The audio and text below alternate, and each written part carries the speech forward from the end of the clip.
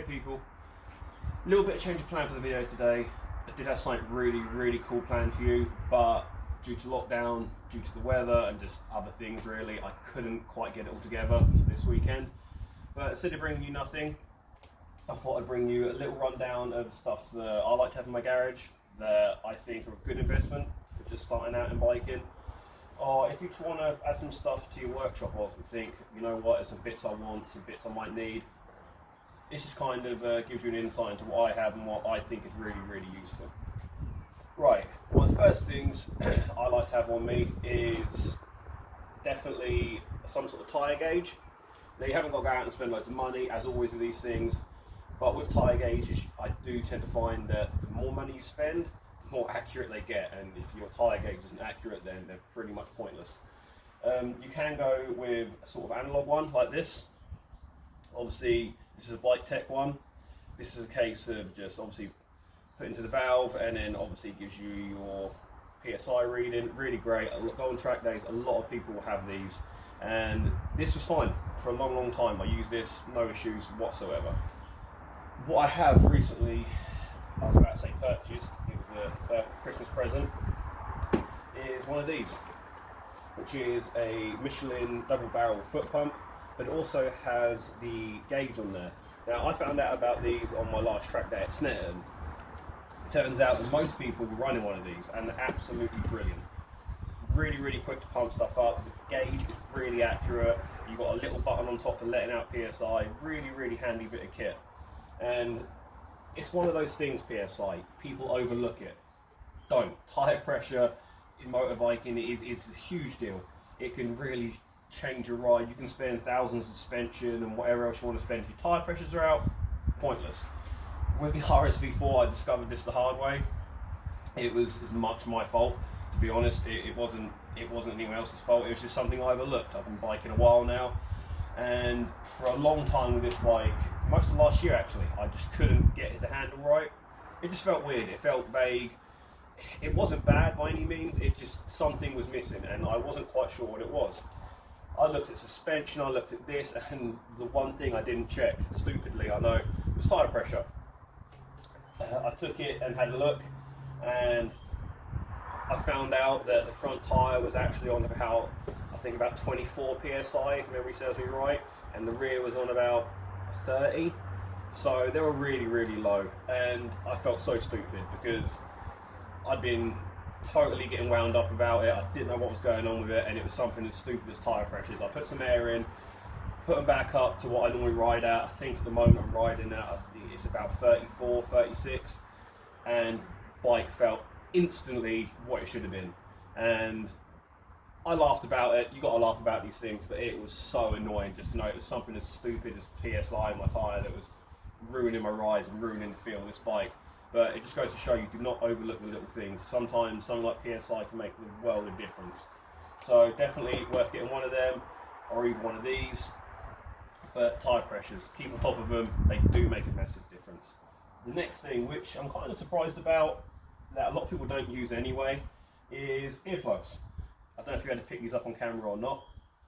I just use these. These are the maxi ones that I buy on eBay. I get like a pack of 60 for about, I think about £2. They're the largest ones you can get, and for me they work really well. They block out a lot of sound, not to the point where you can't hear the bike. It just takes out all those little annoying noises and little mechanical sounds, and yeah, just, I don't know, for me it means I can just focus a little bit better. And these are loud, and they are loud in a good way, but when you're on a long trip, doesn't matter how good the sound is, it does start giving you a headache after a while. And the wind noise and everything else rolled into one. Earplugs really, definitely for me, a really must have. You can get some really cool custom made ones. Most of the people I ride with have custom made earplugs and they love them, they rave about them. I may look at getting a set. Obviously I did plan on looking at maybe getting a set of the NEC because they have some really great offers on, but COVID put a stop to that one. But it's something I will look at, but right now £6 does me for like a whole riding season, so if it's not broke, don't fix it. But earplugs, most definitely something worth investing in. Your hearing's important at the end of the day. These are lovely, but these bikes are loud and you don't really want to be going deaf over prompts in later life for your hearing, so quite a serious point. The next one is more on to, I'd say, storage side of things. As you can see with the Aprilia here, I'd go with covers. Covers are a massive part of storage, and obviously there's different covers for what you need the cover for, really. You're storing your bike outside, you need a really industrial sort of waterproof, windproof, weather resistant cover. You can get some really good Oxford products out there. There's other bike companies that do them, but you can get some really, really nice ones, really thick, really industrial, totally protect your bike in the outside conditions. My bike's always garaged, as you know, so I've gone with this one here, which is kind of like a really, really sort of soft material. It doesn't scratch the paint. It is more of a dust cover, but this is the Oxford Protect Stretch.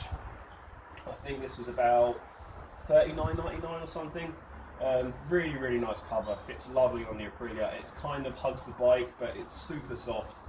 Again, you wouldn't want this if your bike's left outside. If your bike's inside, even though it's in the garage, and even though you think, oh, it won't get dirty, even in the garage it still will get dusty, it will get a little bit grimy.